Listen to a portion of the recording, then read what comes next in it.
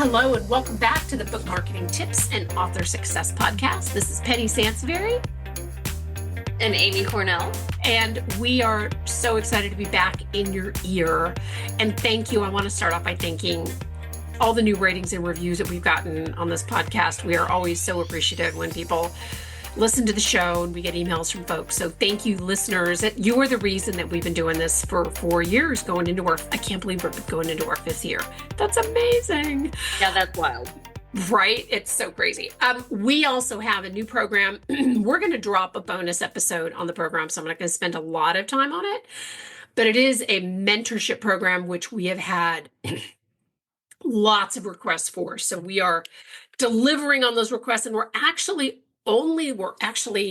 launching this first to our podcast listeners. So if you are a faithful podcast listener and this has piqued your interest, check out the bonus episode. You're welcome to email us and we'll get you more information. But Amy and I are pretty excited about it. So without further ado, this is kind of an interest. So this is not terribly granular where we get all super nerdy on you, because as you all know, we love, especially me, like I love getting nerdy on these topics. But I talk about in my book, The Amazon Author Formula, I talk a lot about optimizing on Amazon. And oh, by the way, I'm sorry, I feel like I'm a little bit all over the place. I just sent the workbook off to the editor, the Amazon Author Formula workbook, which will launch the first Q1 of 2025. I'm very excited about this workbook. It was way more robust than I thought. It's hard to take your own book and break it into a workbook, but I'm really glad that I did. So I'm very excited about that. But in this book, and this is something that kind of sparked the idea for this podcast, and I sent it to Amy. I'm like, oh, we should talk about this more. Amazon, optimizing Amazon is great. So you go to the back end and you add your keywords and you add your categories and all of this other stuff. But Amazon relies on a lot of the same techniques that Google does in terms of figuring out where to rank you for your keywords. And again, not to get too nerdy and granular, but one of the things that Google does is it scans websites to check for keywords. So in a very basic sense, it's just running a scan, boom, keywords, here's where this site belongs. But Amazon does the same thing with their retail pages. So if you are only putting keywords in the back end of your Amazon dashboard, if you're Amazon website, or you're having your publisher do it, you are missing out on a bunch of opportunities, frankly, for adding more keywords to your retail page to both help Amazon send you more appropriate traffic, as well as helping you to rank better. So this is a really big, and I know this episode is dropping on Friday the 13th. That's so crazy to have Friday the 13th in December. So we're getting into kind of a lull time where people have, maybe you don't have more time, but I know, people take time off from work and stuff where you can really start to kind of dig into this. So Amy, do you want to kick us off with the first one? The first place to add those cool keywords? Yeah, obviously we talk about this a lot, and I think a lot of authors know that your description is really a great place to put in some keywords. However, it can feel, I think, very unnatural sometimes, Penny, Yes. And then at the same token, we're always harping on everybody listening, like, you have to have the best description ever. You know what I mean? So you're trying to get the best description ever. And then you're thinking, oh, but then I need to balance cramming in these keywords. But it really is important. It's one of those things where, and I think a lot of times, this is why we emphasize that nothing on Amazon should be static or set it and forget it. There's always a fluid element to all of these things, because As your keywords get better, you need to work those into your description, even though your description may be up there already. And it's a lot of back and forth and kind of playing pieces off of each other. But your description is a really great place, I think, to put in some of the longer tail keywords that you know are really relevant to your topic or your genre. And by long tail, essentially what we mean are the longer keywords. So phrases is a good way to, you know what I mean? Long tail keywords are more like phrases. So instead of just one word or 1 to 2 word keywords, this is where you put in great phrases. And I think you see this a lot. A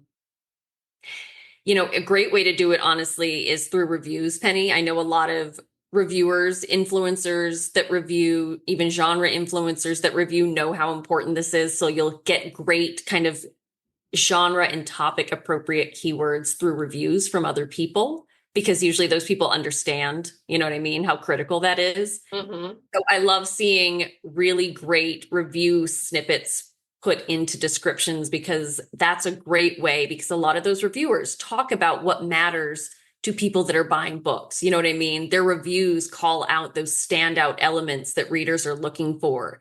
And a lot of times those end up representing your keywords really well. But there's a lot of really creative ways to do it with your description, but you don't want to cram it in there to the extent that they get, that it sounds forced, but you definitely want to speak to your readers directly. And I think working in your keywords is a great reminder that you can't just talk about your book. You want to speak to the people that you want to buy your book. So work in keywords, work in terms that they are using to find the books they're looking for. And you're going to make that connection even stronger for them as they're reading that, going, oh yeah, those are the kind of books I like to read, you know? Yeah. Yeah, exactly. No, I absolutely agree with that. And I also think that in some cases where, with fiction authors, and when I teach classes on Amazon, a lot of times fiction authors are kind of like, it's a little bit harder to cram in long tail keywords into the description, but you can definitely do that in the from the author. So there is space in the back end of like Amazon Author Central. And regardless of how you are published, Amazon Author Central is a great way to add in additional content. And we're going to address quite a bit of that actually on this in this particular show. But in the from the author, so I have an author that we worked with, and he did this great idea. And I know I've mentioned this before on past shows. 5 things about me that you didn't know. And basically, it was interviewing himself. So we talk about that a lot, Amy and I, about, the from the author. It's a great place to add an interview, talk about your work and a few questions, your inspiration, your story, your background. And it's got to be interesting and relevant to your target market. So, Goodreads did a study a bunch of years ago and found that the number one thing that readers want to do when they get to the end of a book is to connect with the author. And this space, this from the author, really allows that, but it's also a great place where you can pepper in more keyword strings that feel a little bit more organic than in your description. If, in the case of fiction authors where that, it's like, it's really hard to put in long tail keywords in a fiction book description because they feel, and if you read it out loud, it feels really kind of forced, right? Mm-hmm. So that's a really good way. It's both a way to connect with the reader, and then it's also a way to just put in those, up your SEO value on Amazon and put in those long tail keywords. And in many cases, because I had an author that I tried this with who wrote contemporary romance, and she was able to get all of them in that from the author section just by getting a little bit creative. I know. I love that. I love the idea of a Q&A. You know what I mean? I love when you see people get creative with all these sections. And honestly, it still kills me how many people don't use any of the sections, the features that we're talking about. I know. It's like, oh, it's free. I realize it's a little more content to create, but it's especially for authors, I don't want to get too far off the trail here, but especially for authors that don't have a website yet, you know what I mean? You're just getting started.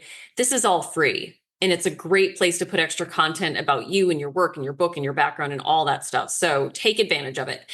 The other one that is really, that a lot of authors forget to I think the where to put keywords is your bio.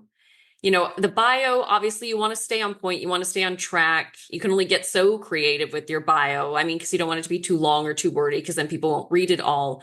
But the bio is a really great place to use genre specific or industry specific terms. And again, keywords, it's kind of a holistic experience, right, Penny? Like they can come in many Yes. different forms. We're not talking about only using the 5 keywords that you added to the metadata for your book on KDP. You know, there's other ways and other forms to use the same terms, but that mean something. And Amazon is very advanced. Like you were talking about the comparative to Google. You know what I mean? It's not as literal as it used to be, I don't believe, you know, so get creative with this, but industry, genre specific terms. An easy way to do this is to talk of why you're a fan of your genre, why you write in your genre, or obviously if you're nonfiction, be sure to highlight what makes you an expert or a thought leader on your topic, because that's going to matter. So people that are searching Amazon for answers, guidance, whatever, to a very specific topic, making sure you work that into your bio, as you get extra points for using those keywords, and you're going to be that much more likely to show up in a search. Yeah, exactly. And then, the other piece of it is, so this is something that oftentimes confuses authors, right? When I tell them to do this from the inside flap. So there's a spot on the back end of Amazon Author Central from the inside flap.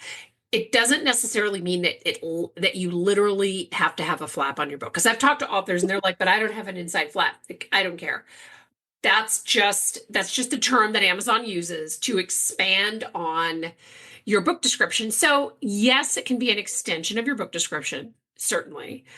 If you have a longer book description that didn't quite make it into the spicy, fun, interesting, unique book description that led off your Amazon page. But you could also use it to expand on, because again, nonfiction authors, it's pretty much a breeze. You can use the inside flap as bullet points that didn't make it into your book description, other ways to insert long tail keywords. For fiction authors, that gets to be a little bit more challenging. So you could use from the inside flap for, and maybe even an expanded view on what the book is about in terms of the setting, talking a little bit, digging a little bit deeper into that. As an example, let's say that you wrote a small town holiday romance. We're in the thick of the holiday season, so it feels appropriate. Small town holiday romance as a keyword string feels really awkward in a book description. Now, you could certainly put it in your primary book description. You could certainly put it in as a subtitle, 10,000%. But it's also something that I think would be way more appropriate to go in from the inside flap, right? Because it's not as in that space, it doesn't feel as daunting or as heavy as it would if you were trying to cram it into your book description. So that's kind of what I mean. Get really creative with the inside flap. You can use it as an extension of your book description, absolutely. But you can also use it to get it more granular into, I've even had authors that will take from the inside flap and do character profiles. So a little bit about the protagonist, a little bit about whatever, right? And that's another great opportunity as you continue to expand the verbiage that you are able to use on your Amazon retail page, that you can put in long tail keywords. So get really creative with that, because there are a lot of options. And I would really recommend, like, if this has got your mind kind of percolating, take a look at some other similar books in your genre and see what they've done with these various things that we are talking about. Because Amy's going to take another one that a lot of authors gloss over because they don't think that it's relevant to them. So you want to take the next one, Amy? Yeah, the next one, this is another section that Amazon Author Central offers. It's from the back cover. And, it's interesting, Penny, we got a question from a current client recently, like, that got pushed from their cover designer. He's like, I hadn't even thought about back cover text, because he said, I just assumed most of my sales would be online. And I said, hey, you know what? You're not wrong, honestly, because we see the spectrum, right? We get some authors that get super worried about their back cover copy, and we kind of have to remind them, like, okay. It's going to be fine. We'll figure it out. But remember, most people are going to be introduced to your book online. So it's very different than it used to be, where your first introduction was, holding a book in your hand, where the back cover absolutely was one of the first places people looked, right? They see the cover, they flip it over, they read the back. So the back cover, this could actually be your back cover copy because, again, for those of you that have thought this out and have some great back cover copy or worked on it with your designer, it can seem a little lackluster because then you think, oh, well, but I'm putting everything online, so maybe a lot of people won't even see it. Well, here you go. You get to feature it. So if you've created back cover copy, definitely use it for that. But make sure it's professionally done. It needs to complement your book description, but obviously don't make it a repeat of your book description. Use the space in a unique way. You can also use this section. I've seen authors use the section to kind of highlight their elevator pitch, Penny, like their extended one. Yeah. So especially if it's like 2 to 3 sentences where you really try to hook somebody in, think of this section potentially as the first paragraph of a press release, so you want to use it to kind of command attention and set the stage for the book. And it's just another really creative way to use all this great, especially, we talk about it all the time, prepping for your release, understanding your reader market, all these things that we want you to have in your arsenal. All these different features and sections on Amazon are a great way to use all that content and all that creative, content that you've created. But I think the elevator pitch is a really fun option for from the back cover, especially again, if your back cover, if you want to use it verbatim, fine. But sometimes it really is just a slightly different version of your original, what your description is on Amazon. And that's not very exciting, Yeah. Don't use it just to use it. Make sure it's doing something interesting and different for you. Well, and I've actually also seen authors use the back cover, from the back cover, as even just a short excerpt of the book. Now, we're talking specifically about how to incorporate long tail keywords on your Amazon retail page. So that doesn't necessarily, you can't start to replace conversation with long tail. You know what I mean? That starts to get like super awkward, but you could have a really pivotal point in the book that you excerpt from the back cover, and then elaborate on your book description. And really, I mean, think about all of these pieces as, yes, we do want you to consider really optimizing the heck out of your Amazon retail page, because that's the genesis of this conversation, but also as additional ways to entice your reader into buying your book. And I always tell authors, I'm like, look,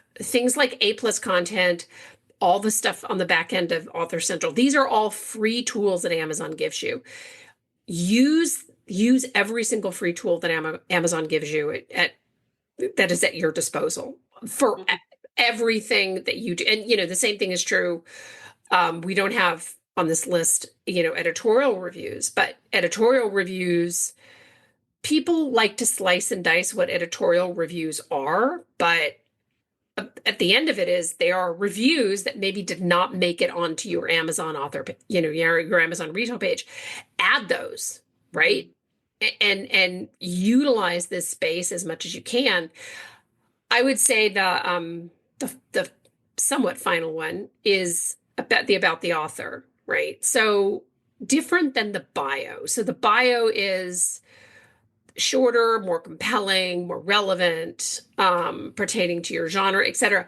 But the about the author can really kind of expand on your bio, and or, if you like the idea about, like if you use the from the author section for something different, the about the author can be the interview that we talked about earlier, right? It can be, tell the reader more about you, why you write, what your passions are, the industry that you're in. I mean, it's a great way to get personal with your reader and really talk about some of the more relatable and quirky, because like I've been thinking about adding, for me, because I'm such a nerd about, like, I love this crazy SEO Amazon stuff. And I taught at a class on Saturday, and one of the people attending was actually a fellow speaker, and we were in the green room. We were just nerding out on Amazon. I'm like, oh my gosh, I could talk about this all day.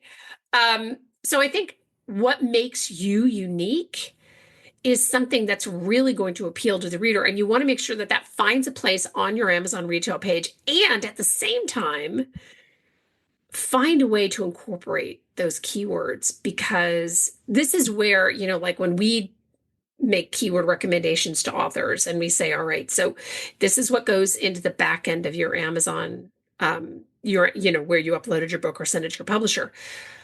But there are so many other places for you to start using those, and maybe even so many other variables of those keyword strings that you could try out on your Amazon retail page. And the more advantage that you can grab on Amazon, especially as we get into the new year and all this weird AI generated content that's getting up on the site. I mean, I think the better your visibility can be. The other thing, Amy, I mean, how often do you think these sections should be updated? Because I actually think, like anything related to about the author, I really think once a quarter you should go in there and see if something new has happened or something has changed that you wanted to update.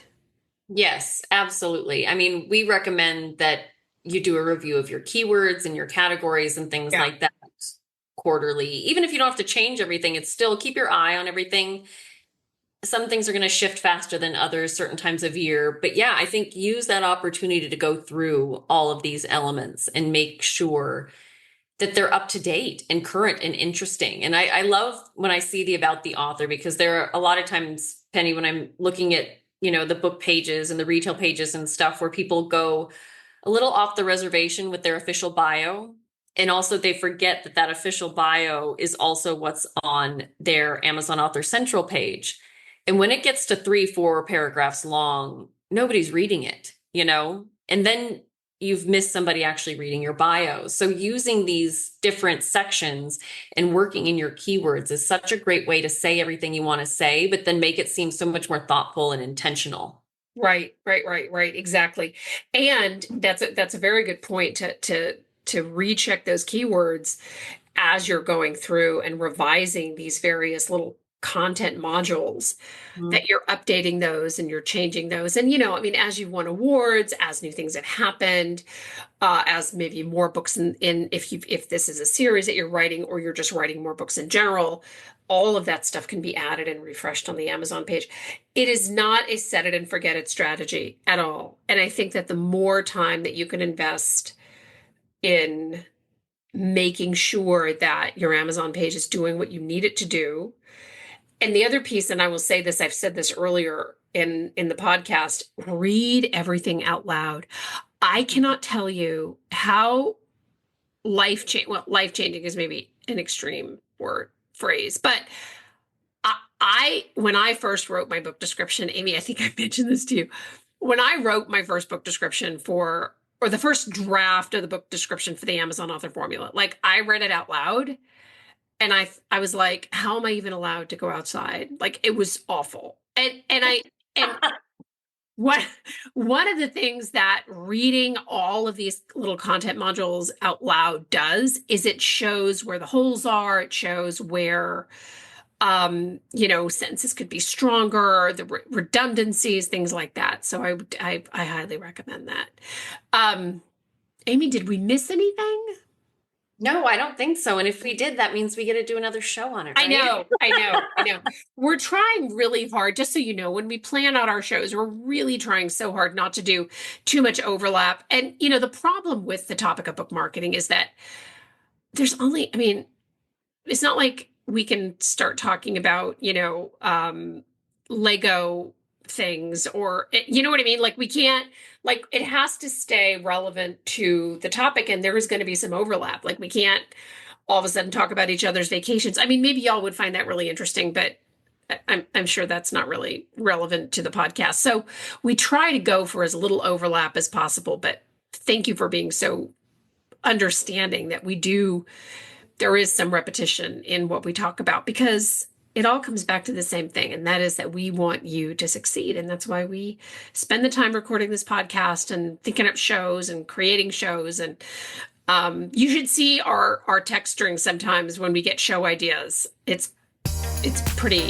interesting, because we love doing this show. So with that, I think we have 2 more shows to finish up the year, and I'm very excited to get into our 5th year. Thank you so much for tuning into the show, for posting reviews, or sending us ideas. And if you've done none of that, we just want to thank you so much for being a listener, because you are the reason that we keep doing these shows. And we'll see you next time. Bye-bye.